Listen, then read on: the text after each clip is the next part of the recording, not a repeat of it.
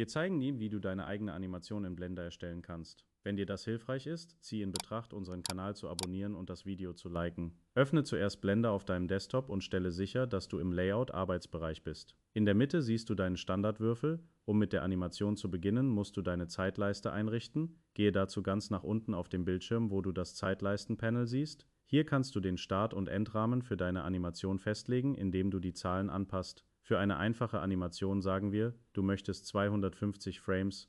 Klicke in das Feld für den Startrahmen und tippe 1 ein, dann in das Feld für den Endrahmen und tippe 250, 250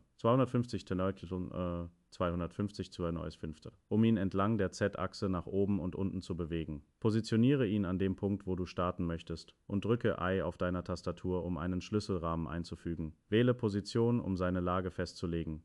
Bewege den Zeitschieberegler zu Frame 250, repositioniere den Würfel, indem du erneut G und Z drückst, platziere ihn an der neuen Stelle und drücke wieder I, um einen weiteren Schlüsselrahmen einzufügen, erneut Position wählend. Wenn du die Animation abspielst, indem du die Leertaste drückst, siehst du, wie der Würfel zwischen diesen beiden Positionen bewegt. Für mehr Komplexität kannst du eine Rotation hinzufügen, indem du den Würfel auswählst, drückst, um ihn zu drehen, und die gleichen Schritte befolgst, um Schlüsselrahmen an verschiedenen Punkten in der Zeitleiste einzufügen.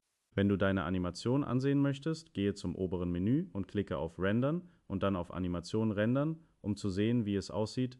Das gibt dir eine flüssige Wiedergabe deiner Animation. Denk daran, mit anderen Eigenschaften wie Skalierung zu experimentieren oder weitere Objekte hinzuzufügen, um dynamischere Szenen zu erstellen. Vergiss nicht, dein